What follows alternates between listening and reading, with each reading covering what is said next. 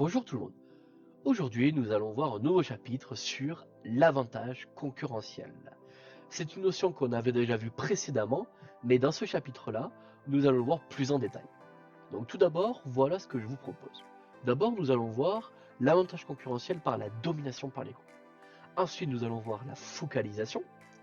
En troisième partie, nous allons voir la différenciation. Et en dernière partie, un petit récapitulatif de tout ce qu'on vient de voir. Allez, c'est parti. Tout d'abord, la domination par les coûts, qu'est-ce que c'est? C'est le fait d'avoir un coût de production d'un service ou d'un bien qui est inférieur à celui des concurrents. Et vu que nous avons un coût de production inférieur, cela va amener plusieurs avantages. Le premier, c'est qu'on va réussir à diminuer les prix. Si on fabrique un objet qui a un coût inférieur à nos concurrents, on peut le vendre à un prix inférieur. On peut aussi optimiser notre production. Et comment on peut faire? Tout d'abord parce qu'on a réussi à négocier avec les fournisseurs. Ensuite, nous avons une meilleure expérience que les autres. Donc on sait produire, on sait vendre. Et la dernière chose, c'est qu'on a pu avoir une idée, une innovation unique qui nous donne un avantage sur les autres. Le deuxième avantage concurrentiel, c'est la focalisation. Focus, se focaliser, se concentrer sur quelque chose. C'est le fait de développer son activité sur un seul et unique produit. C'est ce qu'on appelle des produits de niche. Vous avez déjà entendu ça. Vu que ce sont des produits de niche, la demande forcément elle est faible. Tout le monde ne veut pas ce produit.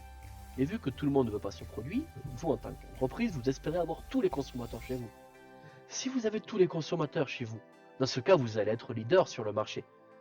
Et on peut même aller plus loin en se disant que si on est leader sur le marché, on peut avoir le monopole. Je rappelle, notion économique du monopole, c'est le fait que l'entreprise elle est seule sur le marché, une seule offre pour beaucoup de demandeurs. Dernier point, la différenciation. C'est permettre à un produit d'être différent de la concurrence et donc éviter la guerre des prix. Il y a deux types de différenciation. La différenciation vers le bas et la différenciation vers le haut. La différenciation vers le bas, ça s'appelle l'épuration.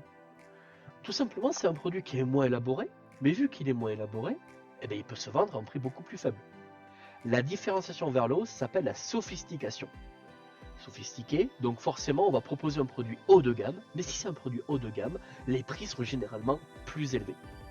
Petite parenthèse pour différencier si vous avez du mal entre focalisation et différenciation. La focalisation, c'est un produit unique.